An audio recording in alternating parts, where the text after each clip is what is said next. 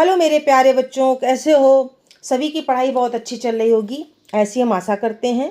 और बच्चों, जैसे हमने हिस्ट्री की 6 क्लास की एनसीईआरटी कंप्लीट करा दी, वैसे ही ज्योग्राफी की भी करा दी। और आज हमने पॉलिटी ली है। इसका पहला अध्याय हम पढ़ा चुके हैं, आज दूसरा अध्याय है। और हम आशा करते हैं आप लोगों को समझ में आया होगा। जिसको ना समझ में आए वो कमेंट बॉक्स में कमेंट कर सकता है। तो आज हम लोग पढ़ेंगे विविधता और भेदभाव। और आप लोग ये भी बताइएगा कि हमारा पढ़ाया हुआ समझ में आ रहा है कि नहीं आ रहा है। अभी बच्चों, हमारे सब्सक्राइबर नहीं बढ़े तो हम लाइव क्लास नहीं ले पाते हैं और हमें पता भी नहीं है कि आप लोग क्या कमेंट करते हैं, क्या नहीं कमेंट करते हैं। तो आप लोग एक बार ज़रूर बता दिया करिए कि कमेंट के माध्यम से कि पढ़ाई कैसी लगी, मैम कैसा वीडियो बना रही हैं। तो हमें भी फीडबैक मिलता है तो अच्छा लगता है, फिर पढ़ाने का फिर मन नहीं करता है ना बच्चों, जब कोई रिस्पॉन्स ही नहीं मिलता है। हम वीडियो बनाए जा रहे हैं, कोई रिस्पॉन्स ही नहीं मिल रहा, तो थोड़ा सा मन टूट जाता है। अच्छा बुरा जैसा भी लगे आप लोग ज़रूर बताइएगा, ठीक है। तो आज हम लोग शुरू करते हैं विविधता और भेदभाव, ये क्या होता है। चलो आओ समझते हैं। यह विविधता हमेशा खुश होने का कारण नहीं बनती। हम उन लोगों के साथ सुरक्षित और अस्वस्थ महसूस करते हैं जो हमारी तरह दिखते हैं, बात करते हैं, कपड़े पहनते हैं और हमारी तरह सोचते हैं। कभी कभी जब हम ऐसे लोगों से मिलते हैं जो हमसे बहुत भिन्न होते हैं तो हम उन्हें वो बहुत अजीब मानते हैं, अपरिचित लगते हैं। कई बार हम समझ ही नहीं पाते हैं, जान ही नहीं पाते हैं कि वे हमसे अलग क्यों हैं, और अपने से अलग दिखने वालों के बारे में खास तरह की राय बना लेते हैं। यही हमारी होती है विविधता। क्या होती है? विविधता। कि हम लोग राय बना लेते हैं, ये ऐसे होंगे वैसे होंगे, लेकिन ऐसा नहीं है। विविधता और भेदभाव तो बहुत अच्छी चीज़ है। हम सब भारत में अलग अलग देश, अलग अलग रीति रिवाज, अलग अलग खान पान, अलग अलग पहनावे के माध्यम से जाने जाते हैं, लेकिन फिर भी हम लोगों में एकता होती है। भारत में अलग अलग भाषाएं होती हैं, अलग अलग धर्म होता है, अलग अलग खान पान होता है, अलग अलग पहनावा होता है, अलग अलग रीति रिवाज होते हैं, और उनके होने के बावजूद भी हम सब एक हैं। सबका अपना एक कल्चर होता है, उसी के माध्यम से वो चलते हैं। और जब देखो स्टेज पे कभी प्रोग्राम होता है तो उसमें भिन्न भिन्न धारणाएं दिखाई जाती, तो कितना बढ़िया लगता है। हम लोग मिलते हैं, बात करते हैं, एक दूसरे को समझते हैं। यही खूबसूरती भारत की है कि इतने विभिन्न होने के बावजूद भी हम लोग एकता के सूत्र में बंधे हुए हैं, ठीक है। तो यही होती विविधता। अब विविधता वाली भाषाएं भी होती हैं, विविध भाषाएं और धर्म भी होते हैं। संसार में 8 मुख्य धर्म हैं। कितने हैं? 8 मुख्य धर्म हैं। भारत में उन 8 धर्मों के अनुयायी, यानी कि उनको मानने वाले भी अलग अलग हैं, रहते हैं। और यहाँ 1600 से ज़्यादा भाषाएं बोली जाती हैं। भारत में 1600 से ज़्यादा भाषाएं बोली जाती हैं जो लोगों की मातृभाषाएं हैं। यहाँ 100 से भी अधिक तरह के नृत्य किए जाते हैं। इतना सब होने के बावजूद भी हम लोगों में एकता दिखती है। कोई हिंदी बोलता है तो कोई तमिल बोलता है, कोई मंदिर जाता है तो कोई मस्जिद जाता है, या कोई गुरुद्वारे जाता है। इतना सब होने के बावजूद भी हम सब में एक एकता रहती है। खान पान उत्सव सबके अलग होते हैं। सबका भारत में हर राज्य का अपना एक विशेष भोजन और त्यौहार होता है। आप लोग जिस राज्य से हैं, आपके राज्य में कौन सा भोजन सबसे प्रसिद्ध है, उसको ज़रूर कमेंट बॉक्स में करिएगा, बताइएगा। आपके यहाँ सबसे ज़्यादा कौन सा भोजन यूज किया जाता है, कौन सा भोजन बनता है मतलब कि जब आपके यहाँ कोई अच्छा कार्यक्रम होता है, ज़रूर बताना, ठीक है। तो इसके बावजूद भी हम लोग सब एक होते हैं, ठीक है। अब भेदभाव के उदाहरण क्या होता है? भेदभाव क्या होता है? कभी कभी हम लोग जाति के आधार पर भेदभाव करते हैं, कभी कभी हम लोग लिंग भेद के आधार पर भेदभाव करते हैं। भेदभाव तो कई प्रकार के होते हैं ना, होते हैं कि नहीं होते हैं?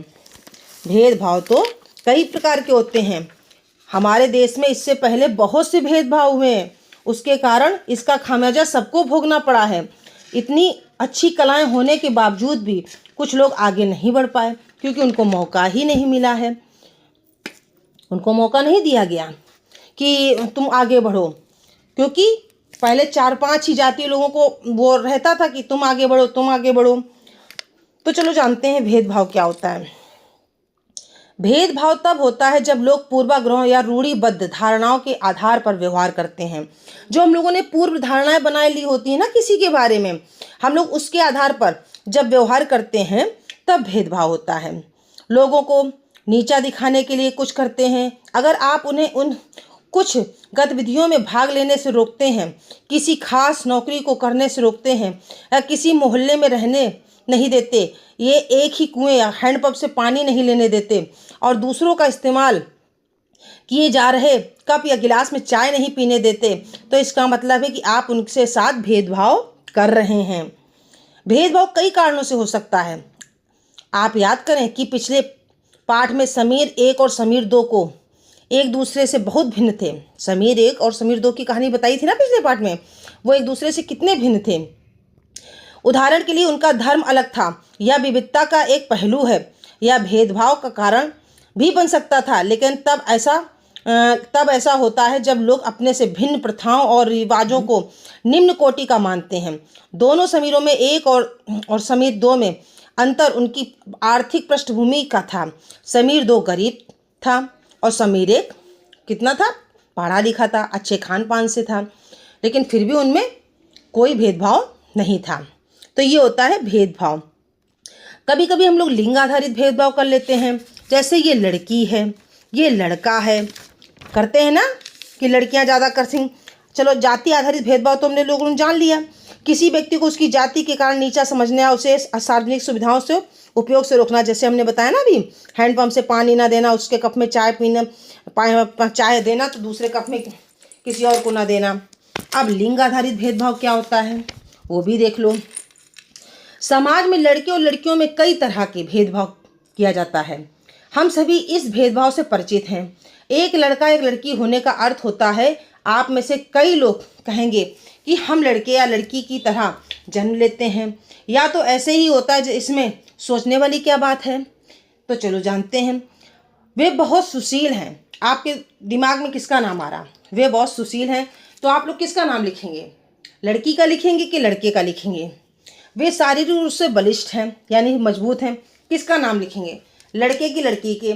ये आपको चार्ट दिया जा रहा है और आपसे पूछा जा रहा है कि देखें आपके दिमाग में क्या आता है। वे शरारती हैं, वे नृत्य करने और चित्रकला में निपुण हैं, वे रोते नहीं हैं, वे उद्यमी हैं, वे खेल में निपुण हैं, वे खाना पकाने में निपुण हैं, वे भावुक हैं। तो इसमें से कई लोगों को लड़कियों का नाम आएगा और कई लोगों को लड़कों का नाम आएगा। ये भी हमारे यहाँ होता है कि लड़की है तो ये काम करेगी, लड़का है तो वो काम करेगी। नहीं, दोनों को बराबरी का मौका देना चाहिए। पता नहीं कब कौन आगे निकल जाए। अब तो समाज बहुत बदल रहा है, लेकिन कुछ लोग इसका गलत इस्तेमाल भी कर रहे हैं। तो आप लोगों से यही कहेंगे, एक टीचर होने के नाते कभी भी अपने अधिकारों का, अपनी शक्तियों का गलत इस्तेमाल मत करिएगा। अगर भगवान ने आपको मौका या घर वालों ने आपको मौका दिया है कि जाओ कुछ बनकर दिखाओ या अपने पैरों पे खड़े हो या तुम अपनी मर्जी से अपना जीवन जी पाओ, तो कभी गलत मत बनो, गलत ना बनो। माँ बाप कुछ नहीं चाहते हैं। अब आज के युग में तो सब कुछ बदल रहा है, लेकिन अपने अंदर ईमानदारी रखना सबसे बड़ी इंसानियत होती है। हम तो यही मानते हैं। और आप लोग मेरे बच्चे हैं, तो हम यही उम्मीद करेंगे आप लोग भी कभी गलत रास्ते पे मत जाएं। तो ये हो गया भेदभाव के उदाहरण हो गया। अब आर्थिक स्थिति के आधार पर गरीब बच्चों को स्कूल में अलग बैठाना और अमीरों की तुलना उनसे के साथ खराब व्यवहार करना। हाँ, ये भी देखा जाता है। हम लोग देखते हैं स्कूल में एक ही यूनिफॉर्म रखी जाती है। क्यों रखी जाती है? कोई बच्चा बताएगा? स्कूल में एक ही यूनिफॉर्म क्यों रखी जाती है? जिस बच्चे को पता है कमेंट बॉक्स में ज़रूर बताएं। चलो हम बताते हैं थोड़ा सा। स्कूल में एक यूनिफॉर्म इसलिए रखी जाती है ताकि कोई भेदभाव ना हो, किसी को ये महसूस ना हो कि हम अमीर हैं कि गरीब हैं। तो इसलिए एक ही यूनिफॉर्म रखी जाती है ताकि सब पहन के आएँ और सब एक समान लगें। लेकिन कई जगहों पर ऐसा होता है कि हमारे पास अच्छे कपड़े नहीं होते हैं, हमारे पास उतने साधन नहीं होते हैं कि हम अच्छे से जाएं, और हमसे थोड़े से अच्छे लोग हैं, वो अच्छे कपड़े पहनते हैं, अच्छे साधन हैं, अच्छा साधन का इस्तेमाल करते हैं, स्कूटर से आते हैं, मोटरसाइकिल से आते हैं, कार से आते हैं। हमारे पास वो नहीं होता है, तो वो लोग हमें गिरी नज़रों से देखते हैं, और गिरी नज़रों से देख के वो हमसे दोस्ती भी नहीं करते हैं। तो ये भी होता है, आर्थिक स्थिति के आधार पर भी कुछ लोग रिश्ते बनाते हैं। ठीक है, ये भी होता है, लेकिन आप लोग ऐसा नहीं करेंगे। आप लोग ऐसा बिल्कुल भी नहीं करेंगे। अब आते हैं पूर्वाग्रह और रूढ़िवादिता। पूर्वाग्रह क्या होता है जान लो। उन कथनों में को देखिए जो आपको ग्रामीण एवं शहरी लोगों के बारे में सही लगें। आप लोगों ने देखा होगा कि हम लोग पहले से ही एक धारणा बना लेते हैं कि गांव के लोग ऐसे होंगे, शहर के लोग ऐसे होंगे। तो क्या होता है, पूर्वाग्रह, इसको क्या कहते हैं, अपने मन में पहले से ही धारणा बना लेना। उन पर निशान लगाएं। क्या आपके दिमाग में ग्रामीण या शहरी लोगों को लेकर किसी भी प्रकार के पूर्वाग्रह हैं? क्या दूसरे लोगों के दिमाग में भी ये पूर्वाग्रह हैं? इनमें से कुछ कथन ग्रामीण लोगों को अज्ञानी की तरह देखते हैं। हाँ, बहुत से शहर के लोग होते हैं जो थोड़े से अच्छे कपड़े पहन लेंगे, थोड़े से पैसे क्या होंगे, वो गांव के लोगों को बिल्कुल अज्ञानी समझते हैं, जबकि शहर में रहने वाले लोगों को आलसी एवं सिर्फ पैसे के से सरोकार रखने वालों की तरह देखते हैं। जब हम किसी के बारे में पहले से कोई राय बना लेते हैं और उसे हम अपने दिमाग में बिठा लेते हैं तो वह पूर्वाग्रह का रूप ले लेती है। ज़्यादातर यह राय नकारात्मक होती है, जैसा कि कथनों में दिया गया है। लोगों को आलसी या कंजूस मानना भी पूर्वाग्रह है। हम लोग किसी को मान लेते हैं ये बहुत आलसी है, ये बहुत कंजूस है, तो ये भी पूर्वाग्रह होता है। बिना जाने किसी व्यक्ति का समूह के बारे में पहले से गलत धारणा नहीं बनानी चाहिए। ठीक है, कभी भी हमें दूसरों को नीचा नहीं दिखाना चाहिए कि ये नीचा है, ये ऐसा है, वे वैसा है। अब रूढ़िवादिता क्या होती है? जब हम सभी लोगों को एक ही छवि में बांध लेते हैं या उसके बारे में पक्की धारणा बना लेते हैं तो उसे रूढ़िवादिता कहते हैं। देखो, पूर्वाग्रह अलग है, रूढ़िवादिता अलग है। पूर्वाग्रह में क्या होता था, जब हम किसी के बारे में धारणा पहले से बना लेते हैं, और रूढ़िवादिता क्या होती है, जब हम सभी लोगों को एक ही छवि में बांध लेते हैं। यानी कि जो हमारे मम्मी ने किया वही हमारी दादी ने किया, वो क्या होती है, रूढ़िवादिता। और या उनके बारे में पक्की धारणा बना लेते हैं तो उसे रूढ़िबद्ध धारणा कहते हैं।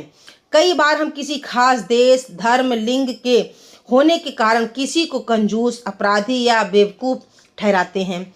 ऐसा दरअसल उनके बारे में मन में एक ही पक्की धारणा बना लेने के कारण होता है। हर देश, धर्म, जाति में हमें कंजूस, अपराधी, बेवकूफ़ लोग मिल जाते हैं। बिल्कुल सही है। हर देश, हर जाति, हर धर्म में हमको बेवकूफ़ लोग भी मिलेंगे, कंजूस भी मिलेंगे, और कौन से मिलेंगे, क्रिमिनल भी मिलेंगे, मिलते हैं ना।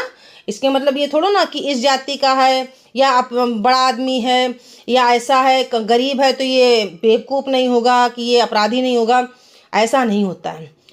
सिर्फ इसलिए कि कुछ लोग उस समूह में वैसे हैं, पूरे समूह के बारे में ऐसी राय बना लेनी वाजिब नहीं है। इस प्रकार की धारणाएं हमें प्रत्येक इंसान को एक अनोखे और अलग व्यक्तित्व की तरह देखने से रोक देती हैं। हम नहीं देख पाते कि उस व्यक्ति के अपने कुछ खास गुण और क्षमताएं हैं जो दूसरों से अलग हैं। रूढ़िबद्ध धारणाएं बड़ी संख्या में लोगों को एक ही प्रकार के सांचे में जड़ लेती हैं। जैसे माना जाता है कि हवाई जहाज उड़ाने का काम लड़कियां नहीं कर सकती। होता है ना, वो लोग कहते हैं अरे तुम लड़की, तुम नहीं उड़ाओगी। ये सब धारणाएं कैसी हैं, रूढ़िवादिता। इनसे ऊपर उठ के हमको कार्य करना है। ठीक है। अब देखो, अंतर और प्रभाव। पूर्वाग्रह एक राय है जबकि रूढ़िबद्ध धारणा एक छवि है। में दोनों में समाज में भेदभाव और नफरत को बढ़ावा देते हैं। पूर्वाग्रह में क्या है, एक राय है कि राय बना लेना, और जबकि रूढ़िवादिता क्या है, एक छवि है। और इसी के माध्यम से समाज में क्या होती है, नकारात्मक भावनाएं पड़ जाती हैं। समानता की लड़ाई। डॉक्टर भीमराव अंबेडकर, जो हमारे डॉक्टर भीमराव अंबेडकर जी थे, उन्होंने देखा कि बहुत सी छुआछूत हो रही है, बहुत से लोगों का, दलितों का अनादर हो रहा है, तो उन्होंने क्या किया, संविधान समानता की लड़ाई के लिए लड़े। भीमराव अंबेडकर, डॉक्टर भीमराव अंबेडकर 1891 से 1856 को भारतीय संविधान के पिता एवं दलितों के सबसे बड़े नेता के रूप में जाना जाता है। डॉक्टर अंबेडकर ने दलित समुदाय के अधिकारों के लिए लड़ाई लड़ी थी। उनका महार जाति में जन्म हुआ था जो अछूत मानी जाती थी।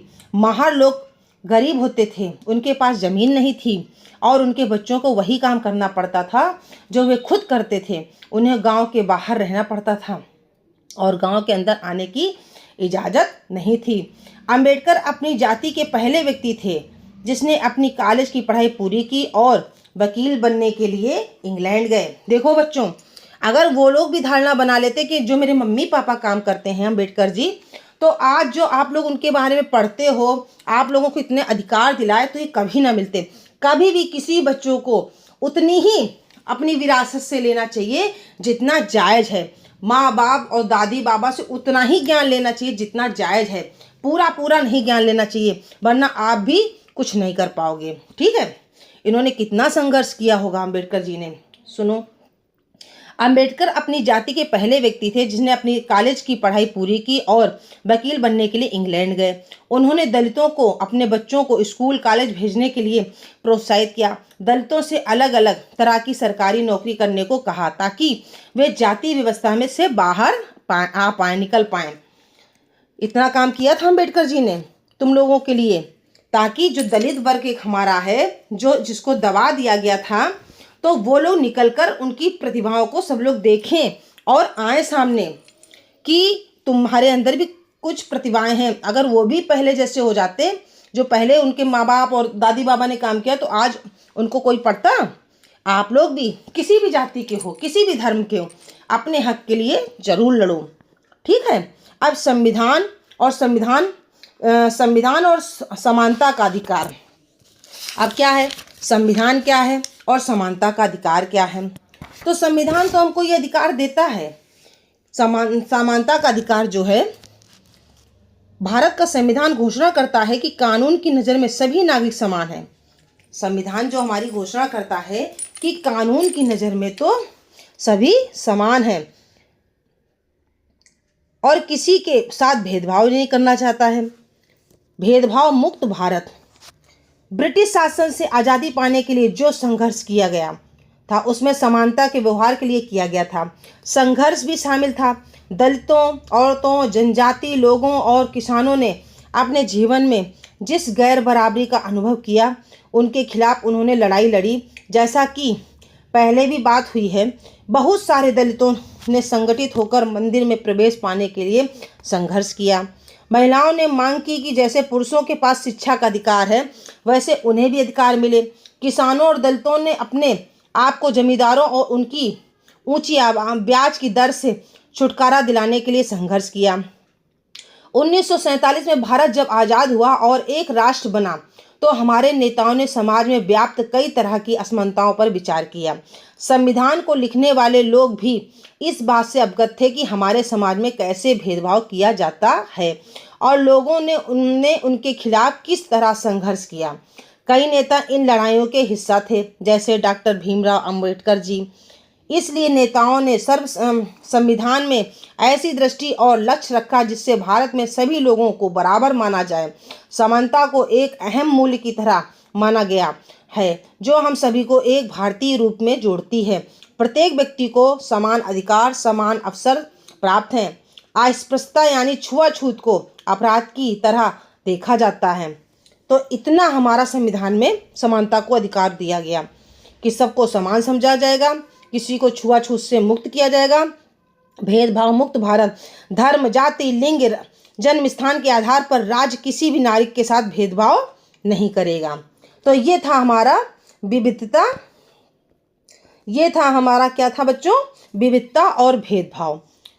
आशा करते हैं आप लोगों को समझ में आया होगा, और नहीं समझ में आया तो इसको कहानी के तौर पे देख लीजिए, और उसके बाद ये चार्ट हमने आपको दिया, एक बार इसको देख लेना, सारे क्वेश्चन आपके हो जाएंगे। तो कमेंट बॉक्स में ज़रूर बताइएगा आपको पाठ कैसा लगा और मैम ने कैसा पढ़ाया। तो जो भी कमेंट बॉक्स में हमको उत्तर देगा उसको हम सुधार करेंगे। ठीक है। अब 2-4 क्वेश्चन है, उसको भी कर लेते हैं। भेदभाव क्यों होता है? भेदभाव तब होता है जब लोग अपने पूर्वाग्रहों या रूढ़िवादी धारणाओं के आधार पर व्यवहार करते हैं। हाँ, हम पहले से किसी के बारे में जब धारणा बना लेते हैं और हमारे अंदर रूढ़िवादी धारणाएं पड़ी रहती हैं, तभी हम भेदभाव करते हैं। दूसरा क्वेश्चन क्या था? संविधान समानता के बारे में क्या कहता है? संविधान के अनुसार अस्पृश्यता छुआछूत अपराध है और सभी को समान अवसर मिलने चाहिए। ठीक है। तो बच्चों ये पाठ था NCERT पॉलिटी कक्षा 6 अध्याय 2। आप लोग ज़रूर कमेंट बॉक्स में बताइएगा कि कैसा लगा पढ़ने का तरीका, कैसा लगा, और कल हम दूसरा वीडियो बनाएंगे। ठीक है। आराम से ऐसे ही पढ़ते रहिए। अब ख़त्म करते हैं। बाय।